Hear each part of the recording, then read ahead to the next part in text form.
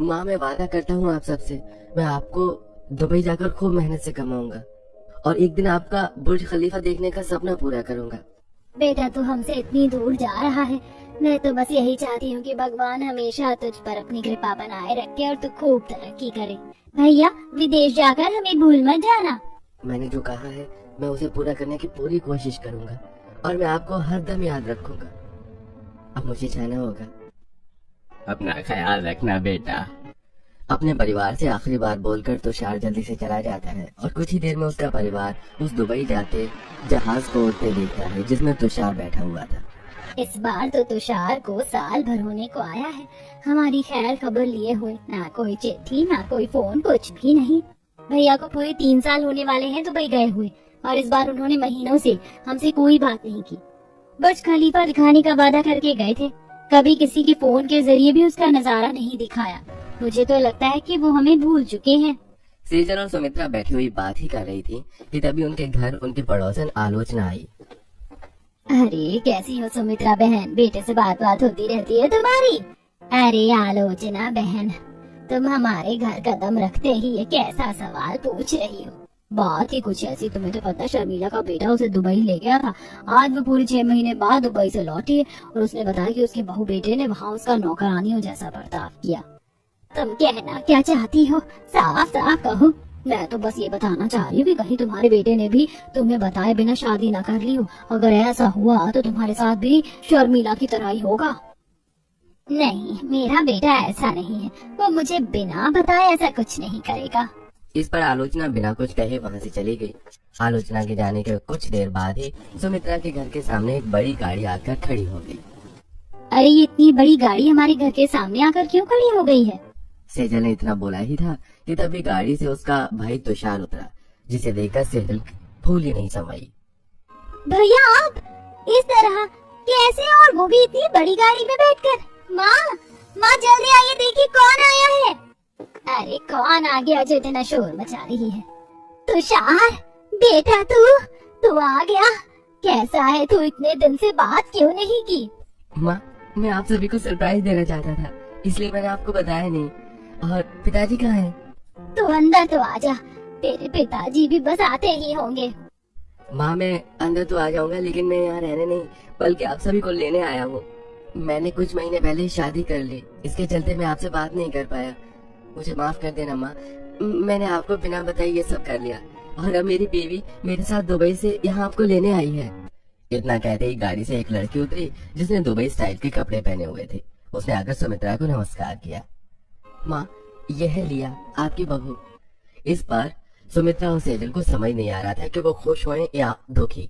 आलोचना की बात उनके दिमाग में घूमने लगी। आलोचना की बात सुनकर जो डर उनके मन में बैठा हुआ था वो कुछ ही देर में सच में बदलकर उनके सामने आकर खड़ा हो गया। खाना तैयार है, अंदर आकर दोनों खा लो। सुमित्रा सिर्फ इतना कहकर वापस घर में चली गई। सेजल भी पीछे से निराश होकर घर में चली गई। अभी कुछ देर पहले जो उनके चेहरे पर खुशी दिखाई दे रही थी वो अब निराशा में बदल चुकी थी। मुझे पता था कि माँ को इस बात का बहुत बुरा लगेगा। अभी उनके लिए ऐसा महसूस करना लाजमी है, लेकिन मुझे यकीन है कि वो जल्दी ही सब कुछ अपना लेंगी। तुषार के लिए अपने परिवार को दुबई लेकर जाना उससे बहुत ज्यादा मुश्किल था। जितना उसने सोचा था उससे भी ज्यादा। उसका परिवार दुबई जाने से काफी घबरा रहा था, क्योंकि उन्हें लगता था कि उनके साथ भी वैसा ही होगा जैसा शर्मिला के परिवार के साथ हुआ। जहाज में सफर करते समय तुषार और लिया ने सभी का पूरा ख्याल रखा और इसी तरह उड़ते हुए उनका जहाज दुबई की जमीन पर उतरा। कितना बड़ा घर है ये? क्या ये घर सच में भैया का है? तेरे भाई को बहुत मेहनत करनी पड़ी होगी इस घर को बनाने में। आखिर उसने अपना पूरा वादा कर ही दिया। वादा तो पूरा हो गया, लेकिन उसके साथ साथ धोखा भी दिया। अरे सुमित्रा, तुम्हारा बेटा दुबई में 3 साल से रह रहा है, ऐसे में ऐसा हो रहा आम बात है। आम बात है? मेरे बेटे ने बिना बताए शादी कर ली। हो सकता है ये इस लड़की की ही चाल हो। मुझे डर है कि कहीं हमारे साथ भी ऐसा ही ना हो जैसा शर्मिला के परिवार के साथ हुआ। सुमित्रा ऐसे ही बातें कर रही थी कि तभी कमरे में लिया कुछ कपड़े लेकर आई, जिस पर सेजल ने सुमित्रा से जल्दी से चुप होने का इशारा किया। आप सभी बहुत थक गए होंगे, आप नहा धोकर कपड़े बदल लीजिए, इतने में खाना बनकर तैयार हो जाएगा। और यह है हमारे घर की मेड, अगर आप लोगों को किसी भी चीज की जरूरत पड़े तो उनसे कह दीजिएगा। लिया की भाषा सुनकर सभी हैरान हो गए। उन्हें ऐसा लगा जैसे वो इंडिया की रहने वाली हो। लिया उनके पास मेड को छोड़कर चली गई। बहू का स्वभाव तो कितना अच्छा है, और ये तो कितनी अच्छी हिंदी भी बोल लेती है। तुम तो बेवजह ही चिंता कर रही हो। कौन जानता है कि ये सब सिर्फ एक ड्रामा हो। मुझे तो लगता है ये मीठी छुरी बन रही है, बाद में हमसे सब कुछ वसूल लेगी। लेकिन माँ, ये हमसे क्या वसूलेंगी भला? हमारे पास तो कुछ है ही नहीं। क्या पता हमें नौकर बनाकर हमसे सारे काम ले, या फिर हर चीज के पैसे मांगे। हालांकि इस बात का कोई मतलब नहीं बन रहा था, लेकिन सुमित्रा खुद को ऐसा सोचने से रोक नहीं पा रही थी। कुछ देर में नहा धोकर कपड़े बदलकर वो बाहर आई और फिर मेड ने उन्हें डाइनिंग टेबल तक लेकर गई, जहाँ लिया और तुषार पहले से ही उनका इंतजार कर रहे थे। मम्मी जी, आपको कोई दिक्कत तो नहीं हुई ना? क्या नहाकर आपकी थकान दूर हो गई? मैं सब जानती हूँ कि हमारे साथ इतना अच्छा बनने के पीछे का कारण क्या है। हाँ बहू, नहाकर हम एकदम ताजा हो गए हैं, और हमारे कमरे में ही स्नान घर है, ये देखकर मुझे बहुत अच्छा लगा। वो आज से आपका और मम्मी जी का ही कमरा है। अब आप आकर खाना खा लीजिए। माँ, हमने आपके लिए दुबई का खास खाना बनाया है, और अगर आपको ना पसंद आए तो आप इंडियन खाना भी खा सकती हैं। हमने वो भी बनवा कर रखा है। अरे बेटा, तो इतनी चिंता क्यों कर रहा है? मैं तो सादी चटनी से भी रोटी खा लेती हूँ। असल में लिया को चिंता हुई कि कहीं आपको दुबई का खाना पसंद नहीं आया तो, इसीलिए मेड से कहकर आपके लिए इंडियन खाना भी बनवा दिया। इस बात पर सुमित्रा को थोड़ी हैरानी हुई, लेकिन फिर भी वो चुपचाप खाना खाने बैठ गई। थोड़ी देर बाद खाना खाकर सभी वापस अपने कमरे में जाने लगे कि तभी अरे सेजल, यहाँ आओ, मुझे तुम्हें कुछ दिखाना है। लिया सेजल को अपने साथ ले गई। वहीं सुमित्रा को इस पर चिंता होने लगी। हे भगवान, ये कहाँ लेकर गई है मेरी बेटी को? मुझे जाकर देखना होगा। रुको सुमित्रा, तुम ज्यादा ही सोच रही हो। वो कहाँ लेकर जा सकती है सेजल को भला? इधर सुमित्रा की चिंता बढ़ रही थी, उधर लिया सेजल को एक कमरे में लेकर गई। सेजल, ये तुम्हारा कमरा है। हमने तुम्हारी जरूरत के सारे सामान का इंतजाम किया है, लेकिन अगर फिर भी तुम्हें किसी चीज की जरूरत हो तो मुझे बताना। सेजल ने देखा कि कमरा बहुत ही बड़ा और बड़े ही सुंदर तरीके से सजा हुआ था। क्या ये सच में मेरा कमरा है? ये तो किसी राजकुमारी के कमरे जैसा लग रहा है। मुझे तो अपनी आंखों पर विश्वास ही नहीं हो रहा। और जरा ये तो देखो, यहाँ से कितना अच्छा नजारा दिखता है। मैंने इसी वजह से तुम्हारा कमरा यहाँ बनवाया है। सच में कितना सुंदर नजारा है। मुझे तो पता ही नहीं था कि हम इतनी ऊंचाई पर हैं। वैसे आपने मेरे लिए इतना सब कुछ क्यों किया? सेजल, ये क्या पूछ रही हो? मैंने कुछ भी नहीं किया है भला। ये घर तुम्हारे भैया ने बनवाया है तो ये घर तुम्हारा है। मैंने तो सिर्फ थोड़ी मदद की है। अच्छा, ये सब छोड़ो, अब तुम जल्दी से सो जाओ, कल हम घूमने जा रहे हैं। लिया की बात सुनकर सेजल अब पूरी तरह उलझ चुकी थी। जैसे वो और सुमित्रा लिया के बारे में सोच रही थी, वैसा कुछ भी नहीं दिखाई दे रहा था। लेकिन अब भी उनके मन में थोड़ा शक बना हुआ था। अगले दिन लिया सेजल और सुमित्रा को अच्छे से तैयार करके घुमाने लेकर गई। चलती हुई गाड़ी से वो सभी सारे नजारे देख रहे थे, और चलते चलते गाड़ी ऐसी जगह आकर रुकी जहाँ से बुर्ज खलीफा साफ नजर आ रहा था। ये तो दुबई की मशहूर बिल्डिंग है ना? हाँ मम्मी जी, ये है बुर्ज खलीफा, दुबई की मशहूर और दुनिया की सबसे ऊंची इमारत। तुषार ने मुझे बताया था कि इसे देखना आपका सपना रहा। माफ करना माँ, मैंने आपको फोन पर ये इसलिए नहीं दिखाया क्योंकि लिया ने मुझसे मना कर दिया था। वो चाहती थी कि ये असल में आपको बुर्ज खलीफा दिखाए। इस पर पूरे परिवार को काफी हैरानी हुई। मुझे तो अपनी आंखों पर विश्वास ही नहीं हो रहा है। बहू, तूने तो सच में हमारी ख्वाहिश का ही बड़ा ख्याल रखा है ना सुमित्रा? हाँ हाँ हाँ हाँ। इसके बाद पूरा परिवार बुर्ज खलीफा का नजारा देखकर खूब घूमा। वहीं पर एक रेस्टोरेंट बना हुआ था जहाँ पर उन्होंने खाना खाया। रात होने तक सभी ने बड़े मजे किए। एक फेस्टिवल की वजह से रात में बुर्ज खलीफा के बड़े फव्वारे चलने लगे और आसमान में पटाखे छोड़े गए। ऐसे नजारे से किसी की नजर नहीं हट रही थी। सुमित्रा के पूरे परिवार ने वहाँ खूब सारे फोटोज लिए और देर रात होने पर वो सभी वापस घर लौटे। तो आप सभी को कैसा लगा यहाँ घूमकर? हम कभी भी अपनी जिंदगी में इस तरह कहीं नहीं घूम पाए। आज सिर्फ तुम्हारी वजह से हमें ऐसे नजारे देखने को मिले। किशन की बात सुनकर लिया की आंखों में आंसू आ गए। ये देख सुमित्रा और सेजल पूरी तरह से चौंक गई। अब लिया के लिए उनकी सोच में एक बर्ताव आने लगा था। अगले दिन लिया सुमित्रा और सेजल को शॉपिंग के लिए लेकर गई। कहीं ऐसा ना हो कि ये हमें शॉपिंग करने के बाद सारे पैसे हमसे ही मांग ले। मम्मी जी, ये है यहाँ का सबसे बड़ा शोरूम। यहाँ पर आपको कई तरह के कपड़े, गहने, जूते, चप्पलें, पर्स वगैरह सब मिल जाएगा, और यहाँ हर इंडियन स्टाइल की चीजें भी मिलती हैं। इसके बाद लिया ने सुमित्रा और सेजल को कपड़ों के सेंटर में ले गई। जहाँ नई नई डिजाइन के अलग अलग तरह के कपड़े थे। लिया ने सेजल के लिए दुबई स्टाइल ड्रेसेस और सुमित्रा के लिए कुछ साड़ियाँ ली। क्या ये सब मुझ पर अच्छा लगेगा? मैंने आज से पहले कभी ऐसी ड्रेस नहीं पहनी है। अरे इतना सोच क्यों रही हो सेजल? तुम तो इतनी सुंदर हो, तुम्हारे ऊपर तो कुछ भी अच्छा लगेगा। और मम्मी जी, आपके लिए मैंने ये कुछ साड़ियाँ पसंद की हैं, आप एक बार इन्हें देख लीजिए। सभी साड़ियाँ बहुत ही सुंदर थी। उन्हें देखकर सुमित्रा के मन में लड्डू फूटने लगे, लेकिन बस उतनी ठीक है इतना कहकर उसके आगे कुछ नहीं बोला। इसके बाद लिया ने उन्हें कुछ गहने भी दिलाए जो कि देखने से काफी महंगे लग रहे थे। अब आप दोनों यहीं रुकिए, मैं इनकी पेमेंट करके आती हूँ। इतना कहकर लिया सामान की पेमेंट करने चली गई। उसने अपने डेबिट कार्ड से पेमेंट की, जिसे देखकर सुमित्रा और सेजल को बड़ी हैरानी हुई। सेजल, क्या यहाँ पैसों की जगह ही छोटा सा कार्ड चलता है, या ये सिर्फ नाटक कर रही है, कहीं ये हमें फंसा ना दे? पता नहीं, मुझे तो कुछ भी समझ नहीं आ रहा है। माँ, पेमेंट करके लिया वापस उनके पास पहुंची। चलिए मम्मी जी और सेजल, पेमेंट हो गई, अब हम घर चलते हैं। सेजल और सुमित्रा पूरी तरह उलझी हुई थी, लेकिन इस बात को दिमाग से निकालकर वो वापस लिया के साथ घर पहुंची।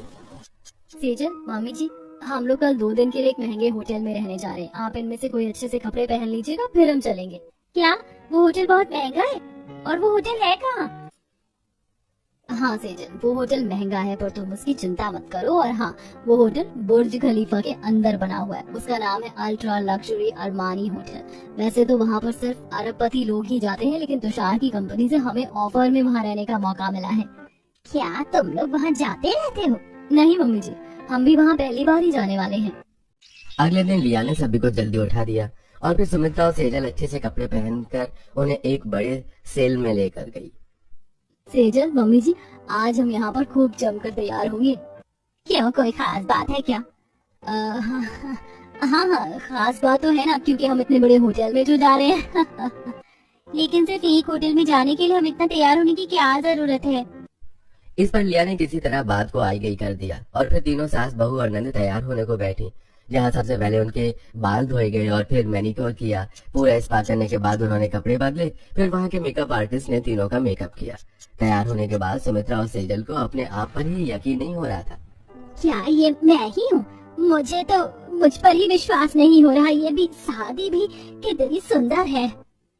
मैंने आज से पहले कभी इतनी सुंदर ड्रेस नहीं पहनी है। पूरी ड्रेस नगों से दमक रही है और आप दोनों इससे कई गुना ज्यादा सुंदर दिख रहे हो। लेकिन क्या हम सच में इस तरह होटल में जाएंगे? हाँ लिया, वहाँ सभी ऐसे ही कपड़े पहनते हैं। आज शाम होने वाली है, अब हमें चलना चाहिए। इसके बाद लिया ने तुषार को फोन किया। तुषार गाड़ी लेकर वहाँ पहुंचा, जिसमें किशन भी बैठा हुआ था। तीनों सास बहू और बेटी गाड़ी में बैठकर बुर्ज खलीफा के ग्रैंड अरमानी होटल में पहुंचे, जो अंदर से बड़ा ही आलीशान और सुंदर बना हुआ था। मुझे तो बिल्कुल पता नहीं था कि बुर्ज खलीफा के अंदर एक होटल भी है, और वो भी इतना बड़ा। माँ, सिर्फ आप लोगों की वजह से ही लिया और मुझे ये होटल देखना नसीब हुआ है, वरना ये होटल बहुत महंगा है और यहाँ सिर्फ अरब खरबपति लोग ही आते हैं।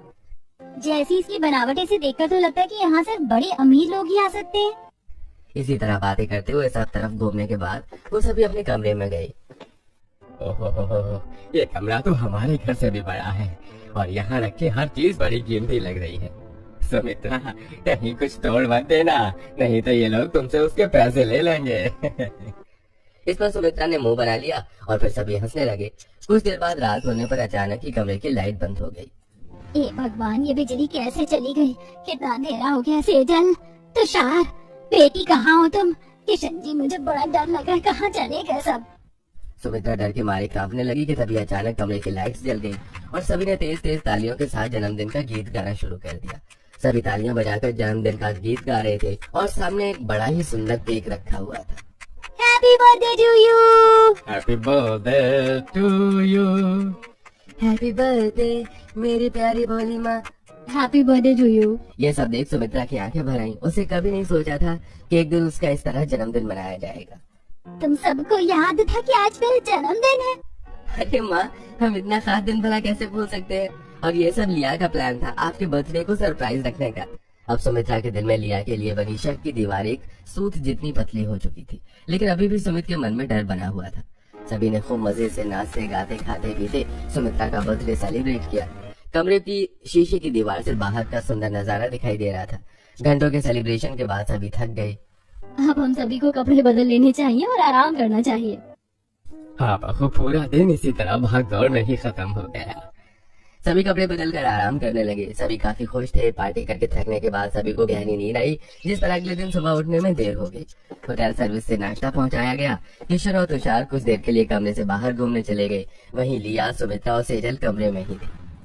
मम्मी जी, मैं आपसे माफी मांगना चाहती हूँ। वो मैं तुषार जी से अब से लगभग 2 साल पहले मिली थी। उनको डर था कि कहीं आप शादी के लिए मना ना कर दें, इस वजह से उन्होंने आपको कोई खबर नहीं दी। मैं इस बात पर शर्मिंदा हूँ। जो हो गया सो हो गया। लेकिन ये बताओ कि क्या तुमने अपने परिवार को भी कुछ नहीं बताया? परिवार के नाम पर सिर्फ मेरे पापा हैं, जो कि एक बिजनेसमैन है। उनके पास मुझे देने को समय नहीं है। मेरी माँ मुझे जन्म देने के कुछ समय बाद ही भगवान को प्यारी हो गई। तब से अभी तक मैं अकेली थी, लेकिन आपके आने से मुझे एक माँ और एक बहन मिली, जिससे मैंने एक असली खुशी अनुभव की। सुमित्रा को लिया की बात सुनकर एक झटका लगा। अभी तक जो सब वो लिया के बारे में सोच रही थी, वो अब पूरी तरह खत्म हो गया। ये बच्ची तो बिन माँ के पली है और मैंने इसके बारे में कितना बुरा सोचा। और आपको ये जानकर खुशी होगी कि मेरी माँ एक भारतीय नारी थी। क्या सच में? तो एक भारतीय नारी से जन्मी है। आपको क्या लगा मुझे इतनी अच्छी हिंदी बोलनी कैसे आती है? मम्मी भारत में बली बड़ी थी, लेकिन उनकी शादी यहाँ हुई और फिर यहाँ मेरा जन्म हुआ। लेकिन भारत के लिए भी मेरे मन में उतना ही प्यार है जितना यूएई के लिए। मुझे माफ कर दे बहू, मैंने तेरे बारे में बहुत गलत सोचा। मुझे ऐसा लगा कि तुम भी हमारे साथ वैसे ही करोगी जैसा कि हमारी पड़ोसन के साथ हुआ। मम्मी जी, अचानक आपको क्या हुआ और आप किस पड़ोसन की बात कर रही हैं? इस पर सुमित्रा ने लिया को सारी बात बताई। आपने जो देखा उसके हिसाब से आपके मन में ऐसी बातों का आना वाजिब है, लेकिन मैं आपसे वादा करती हूँ कि मैं आपके साथ कभी ऐसा करने का सोचूंगी भी। मुझ पर भरोसा रखिए बहू, मुझे तुझ पर पूरा भरोसा है। और आज से मैं तेरी सास और सेजल तेरी ननद नहीं बल्कि तेरी माँ और बहन है, और हम हमेशा तेरे साथ रहेंगे। हाँ भाभी, आज से सारी गलतफहमियां खत्म हो चुकी है। अब हम सब एक परिवार हैं।